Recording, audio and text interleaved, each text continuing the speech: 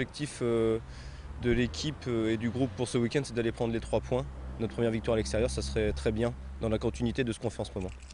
C'est vrai qu'actuellement, le SCO est quasi irrésistible.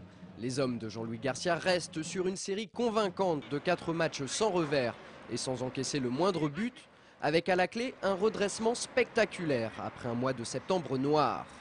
Seule ombre au tableau, l'absence de succès à l'extérieur cette saison. Depuis le début du championnat, Angers en déplacement, c'est 3 nuls et 2 défaites. Le match contre Guingamp, c'est donc l'occasion d'effacer cette mauvaise statistique. Et dans cette situation, l'avantage côté angevin, c'est que Guingamp n'est pas au mieux en ce début d'exercice 2008-2009. Par contre, l'inconvénient, c'est que l'équipe de Victor Zvinka, 18e au classement et premier relégable, doit absolument s'imposer et prendre les 3 points face à Angers. Oui, ils ont un petit peu de mal chez eux, même si leurs 2 victoires obtenues depuis le début de saison ont eu lieu à Guingamp, donc il faut se méfier. Je pense qu'ils ont un gros moral parce qu'ils viennent de revenir de 0-2 à 2-2 à l'extérieur dans le dernier quart d'heure. C'est toujours très bon pour le moral.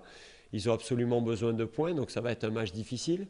Maintenant, c'est sûrement une équipe qui doute encore un petit peu et qui a besoin de points, donc il y a une certaine pression. À nous de faire en sorte d'entretenir un petit peu ce doute et ce manque de confiance par un bon début de match. Mais attention, Guingamp sur le papier, c'est une très belle formation de Ligue 2. Si le club breton est aussi mal classé à l'heure actuelle, c'est en grande partie à cause de son début de saison cauchemardesque.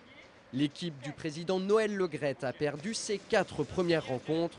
Elle s'est infligée dès le départ un sacré handicap. Pour Philippe Brunel, le capitaine du SCO, l'en avant Guingamp n'est pas à sa place dans ce championnat, au vu de son effectif et de ses qualités. Ça reste quand même une belle équipe, hein. Ils ont recruté sur le tard. C'est des mecs comme Matisse, Wilson Rouma, Bassila, Badara Séné aussi. Donc c'est quand même des joueurs qui ont joué en Ligue 1. C'est une équipe qu'il faut prendre très au sérieux. On va pas se dire on va aller là-bas à Guingamp pour prendre les 3 points. On y va toujours pour gagner, mais il faudra être vigilant et il faudra se méfier de ce qu'ils sont capables de faire. Il y a quand même du caractère dans cette équipe, donc il faudra être très costaud comme on l'a été à Ajaccio. Et puis, si possible, en glisser une pour pouvoir prendre les 3 points. Côté breton, la rencontre de demain est capitale. Seule une victoire pourrait remonter le moral des troupes. Pour autant, l'entraîneur guingampais Victor Zvinka, que nous avons joint par téléphone, s'attend à un match difficile. Il est également conscient que ce n'est pas la meilleure période pour recevoir Angers.